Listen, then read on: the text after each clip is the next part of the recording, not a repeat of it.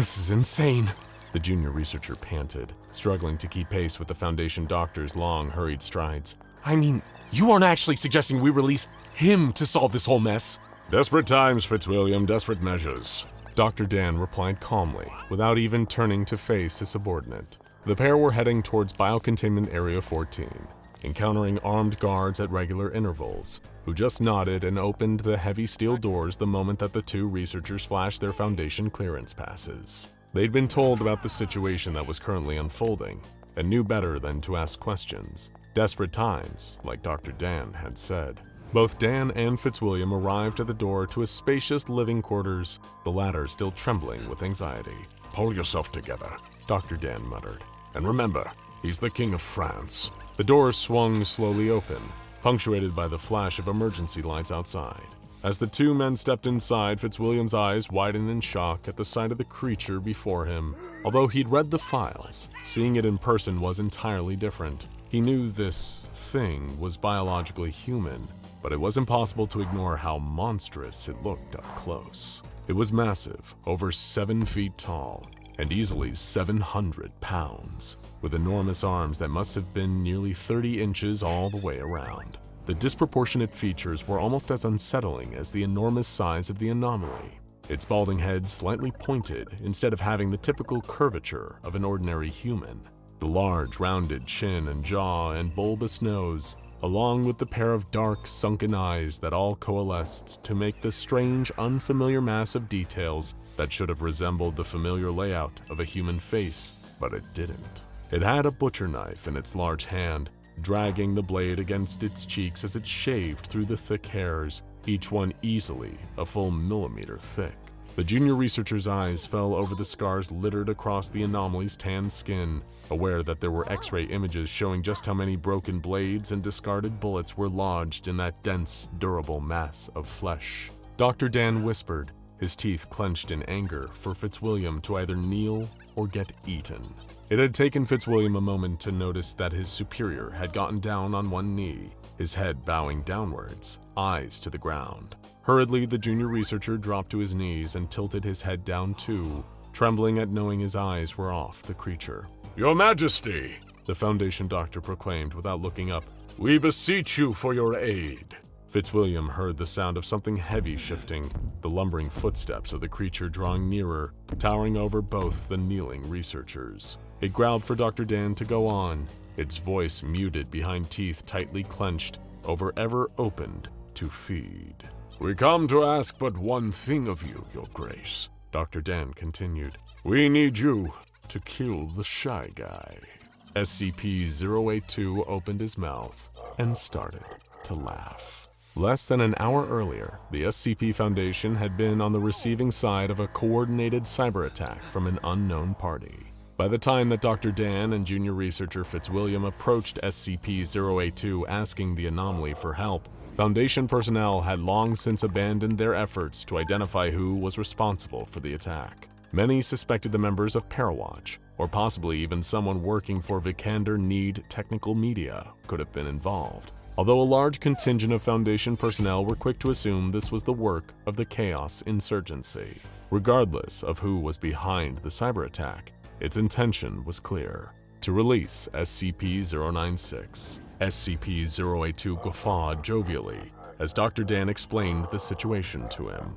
In his containment, SCP-082 had been provided with movies to watch by housekeeping staff, while those who were lucky enough to survive being near him. While he enjoyed watching films in his downtime, SCP-082 had something of a difficulty when it came to distinguishing between fictional stories and real historical events. There was no time to try and task through the difference, so, making no effort to delineate, Dr. Dan continued to explain what had happened. The cyber attack had targeted all of the Foundation's key systems, seeking out access to any and all electronic devices with a screen. Everything from computer monitors to cell phones, televisions, even smartwatches. If a device was connected to the Foundation's network, or even so much as in the vicinity of a member of personnel, then it became affected by the attack. Each one, regardless of make, model, or manufacturer, was reprogrammed to perform the same singular function. It displayed an image of a hillside. At first, people who had been scrambling to contain the attack paused for a moment, left in confusion by this course of action. Why would anyone go through all the trouble of hacking into the SCP Foundation just to make their devices display the same picture of a rural landscape? Immediately drawn to the mystery of it all like moths to a flame, anomalous experts of all descriptions began studying the image in detail. The raw file had no metadata attached to it, but geopositional experts were able to determine the image had been taken somewhere in the Scottish Highlands. Foundation experts in cognitohazard started deliberating on potential anomalous side effects of viewing the image, while other researchers debated the possibility of its mimetic properties. But while fixated on this hillside photograph, the Foundation had missed something obvious. There was something hiding in this image, in plain sight, albeit obscured by the lower resolution of an older camera. It was little more than a gray speck, a small cluster of jumbled pixels atop the hill, so unremarkable that they blended in with the gray, overcast skyline above. The Foundation didn't have time to determine exactly what that pixelated shape had been. In a way, the answer instead presented itself to them. Researchers with a background in digital photography restoration were later able to clean up the image, improving the quality of the hillside enough to make the shape much clearer, but by then, it was already too late. As the picture was being refined and enhanced, personnel looked on at their monitors in horror as the pixels of the mystery image were adjusted, showing a familiar humanoid shape with elongated arms and a wide gaping mouth that seemed to be locked in a permanent scream. Minutes beforehand, a containment breach alarm had sounded at another Foundation facility. Security personnel pulled themselves away from watching the developments being made with the hillside image and rushed to resecure the loose anomaly, only to be met with a tall, wailing figure. SCP-096 screeched uncontrollably, freed from its windowless cell now that nearly the entire SCP Foundation had just seen it. The pixels in the hillside image were barely recognizable as the Shy Guy, but it did not matter. It was enough. The security team sent to recontain the anomaly were heard screaming in terror and agony over their radios, only to fall silent the sickening split second afterwards. Whoever had been behind the cyber attack had known exactly what they were doing. They'd turned the Shy Guy into a weapon and pointed it directly at every member of the SCP Foundation. Now that it was loose, 096 would not rest until the entire Foundation, everyone who saw its face, was dead. It would keep killing and killing. Any witnesses would instantaneously find themselves also becoming targets. Something drastic needed to be done. There was a frantic effort by some personnel to coordinate a Foundation-wide administering of emergency amnestics, forcibly making all staff members forget they had seen the image of the Shy Guy. However, there were those that knew it was a futile effort. Even if someone forgot they looked at SCP-096, it would still remember they had and come to find them, blinking into existence behind them without them even understanding why. Dr. Dan was among the staff that knew this and had an alternative, radical solution in mind. Someone needed to kill SCP-096 before it killed the entire Foundation and possibly everyone else on Earth, too. After all, with numerous agents out in the field working undercover to observe anomalies or keep the unknowing public away from them, there were bound to be civilians who'd also see SCP-096 as its rampage against the Foundation continued. Within a half an hour, the Foundation had already suffered significant enough casualties among its personnel for Dr. Dan's insane scheme to be approved. However, he was only granted permission to enlist and deploy an anomaly that was known to be amicable towards the Foundation to terminate SCP-096. The suggested candidate was SCP-082, otherwise known as Fernand the Cannibal, who was selected both due to him being seemingly impervious to damage, as well as his friendly, agreeable demeanor towards members of Foundation personnel. There was only the slight hiccup that being anywhere near SCP-082 could result in being suddenly attacked and eaten at any moment, as Fernand was known to literally bite the hands off housekeeping personnel without warning, although normally apologizing for his rude manners and making a mess immediately afterwards. That had been the one unsettling thought ringing in the back of junior researcher Fitzwilliam's head the entire time he'd listened to Dr. Dan speaking to the cannibal.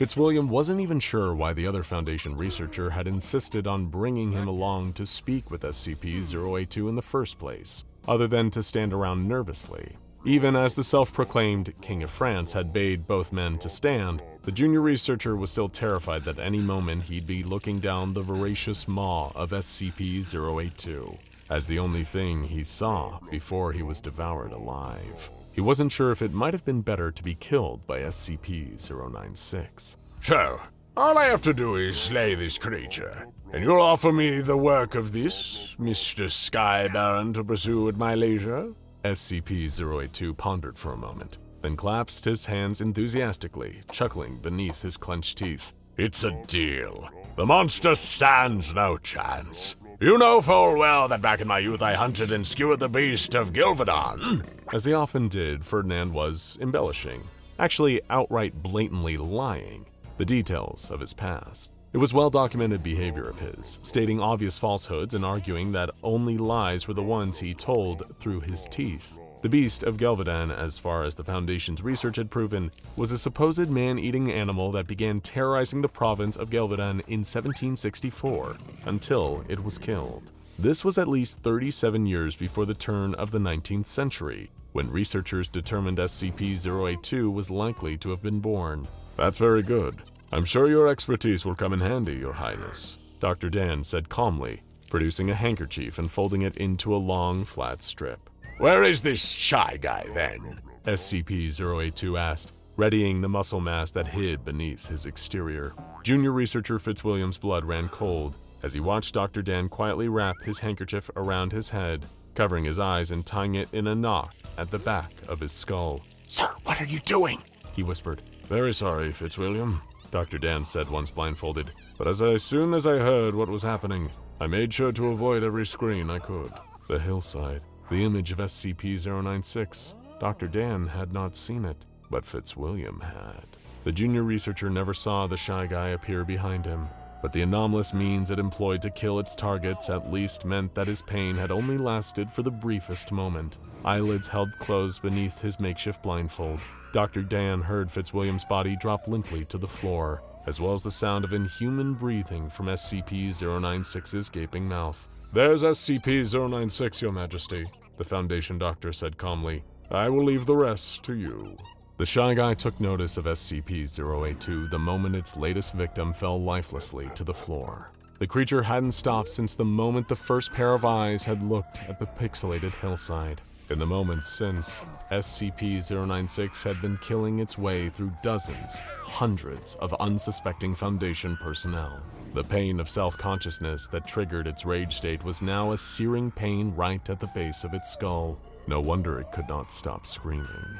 Now that pain had only been worsened, compounded, added on that yet another had seen its face. But this time was different. Before it could zip across the room to attack its next target, a fist 12 inches across the knuckles came sailing through the air and connected hard against the shy guy's permanently open jaw. The wiry frame creature was hit with so much force that it was knocked off its feet and sent crashing backwards against the heavy steel door behind. Falling to a crumpled mess of entangled, disproportionate limbs, the shy guy felt something different brewing inside of it. Anger, not the instinctive feeling of its rage state. This was pointed, targeted displeasure, all directed at the cannibal.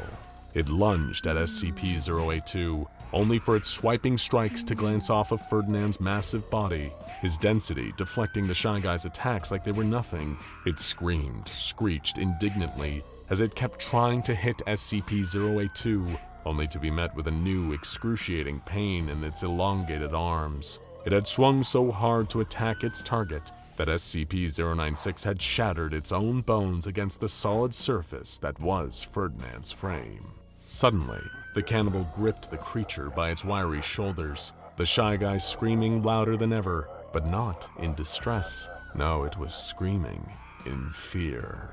It kicked its long legs against Ferdinand, only to achieve the same result as before, notes of terror becoming part of its wails as SCP-082 pulled SCP-096 closer. Dr. Dan stood still and calm, hands behind his back. Although he couldn't see through the covering over his eyes, The soundscape that filled the room around him gave him enough of a mental image: the crunch of bones being crushed, the screams of SCP-096 audible over the tear of teeth through flesh, only to be interrupted permanently by a sickening squelch, after which the creature was silent. Removing the blindfold, Dr. Dan saw that the Shy Guy was, as he'd expected, gone. Only SCP-082 stood alone in his living quarters, face bloodied. Ferdinand smiled as jovially as ever. Terribly sorry about the mess. Where are my manners? Now go check out SCP-096, look at a picture of Shy Guy in Space, the Shy Guy Questions and Theories,